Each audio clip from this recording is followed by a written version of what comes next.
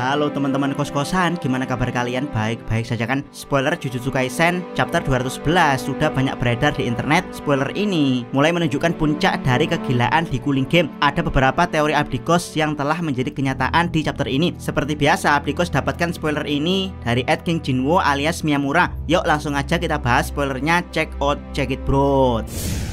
Spoiler pertama, chapter dibuka dengan situasi di 10 koloni Cooling Game yang tiba-tiba mengeluarkan sinar terang. Yap, ini pertanda kalau penggabungan akan segera dimulai. Menurut Abdikos, timeline kejadian ini kemungkinan setelah tanggal 16 November 2012 alias setelah Kenjaku menangkap Tengen. Di sini bisa teman-teman lihat ada barir yang mulai bergerak dan banyak penduduk Jepang non penyihir yang mulai kebingungan akan hal ini. Yang menarik adalah ternyata masih banyak penduduk Jepang yang adem ayem dengan situasi Cooling Game ini. Ini sebenarnya sudah pernah kita lihat saat Mio dan Daido pertama kali dibangkitkan, tapi itu kan saat awal Cooling Game. Lah ini Cooling Game-nya sudah mendekati akhir, masih banyak dari orang-orang Jepang yang adem ayem. Itu berarti kekacauan di Cooling Game hanya terjadi di dalam koloni, di luar koloni situasi masih adem ayem. Hingga sekarang situasi gawat mulai meluas setelah munculnya cahaya aneh dari 10 koloni Cooling Game. Dari sini kita bisa melihat batasan di mana orang-orang akan dikirim ke sisi lain Jepang yang oleh Kenjaku disebut Nirwana dan akan digabungkan dengan Master Tengen.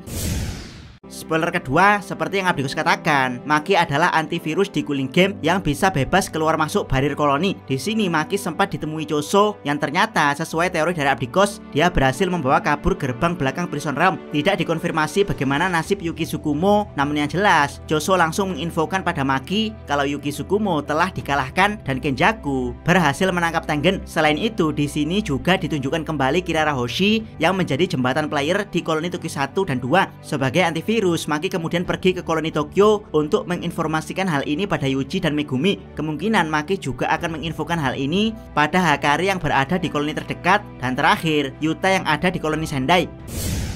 Spoiler ketiga, dalam diskusi dijelaskan kalau para penyihir kebingungan kalau memang benar Kenjaku telah menangkap Tengen, kenapa penggabungan belum juga dimulai. Disinilah para penyihir mulai panik dan berdiskusi untuk menambahkan peraturan mana dulu yang dirasa urgent untuk situasi sekarang. Maki menyarankan untuk tidak menambahkan peraturan komunikasi antar player karena itu tidak penting sekarang, dimana ada Uwi dan Maki yang cukup membantu untuk urusan ini. Selain itu, kita juga tahu kalau Yuta juga menyarankan untuk tidak menambahkan peraturan keluar masuk koloni karena ada player jahat di dalam koloni yang bisa membahayakan penduduk di luar koloni. Jadi dari sini sudah jelas kalau peraturan keempat lah yang akan ditambahkan, yaitu player bisa bertukar dengan non player. Spoiler keempat, peraturan keempat pun mulai ditambahkan, tapi Kogane memberikan syarat khusus untuk player yang ingin keluar dari Cooling Game, yaitu harus terlebih dahulu mempersiapkan non-player yang ingin ditukar, lalu menggunakan 100 poin sebagai bayaran untuk bertukar dengan non-player dari luar koloni. Yap, harga yang sangat sepadan untuk bisa keluar dari permainan Cooling Game.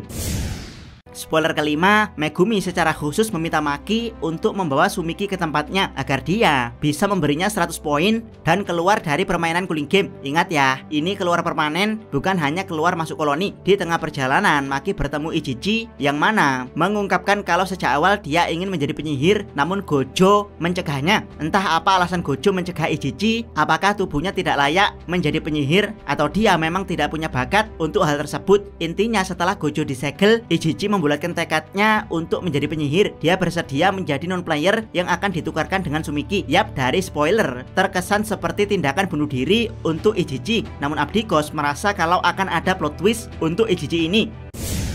Spoiler keenam, pada akhirnya Sumiki berhasil masuk koloni. Hana membantu mengawasi dari udara agar Sumiki ditransfer ke tempat Megumi dan juga jaga-jaga jika Sumiki dijatuhkan dari udara layaknya Yuji. Dan ya, pada akhirnya Sumiki secara resmi masuk koloni Cooling Game. Ditunjukkan kalau Yuji dan Hana memang benar-benar telah berdamai dari chapter sebelumnya, dimana di sini Hana dan Yuji kompak menasehati Megumi untuk tidak terlalu dingin di hadapan kakak perempuannya. Sumiki langsung dapat transfer 100 poin. Kogane kemudian menawarkan apakah Sumiki mau menggunakan 100 poinnya untuk untuk keluar dari permainan Cooling Game. Secara mengejutkan muncul plot twist yang tidak terduga karena Sumiki menggunakan 100 poinnya bukan untuk keluar dari permainan, tapi untuk menambahkan peraturan di mana player bisa bebas keluar masuk koloni. Yap, peraturan yang sebisa mungkin harus dihindari untuk waktu sekarang karena akan membahayakan seluruh Jepang. Malah ditambahkan oleh Sumiki. Para penyihir pun langsung terkejut dengan situasi ini, termasuk Megumi. Megumi yang sangat cerdas tidak bertanya kenapa Sumiki melakukan hal tersebut,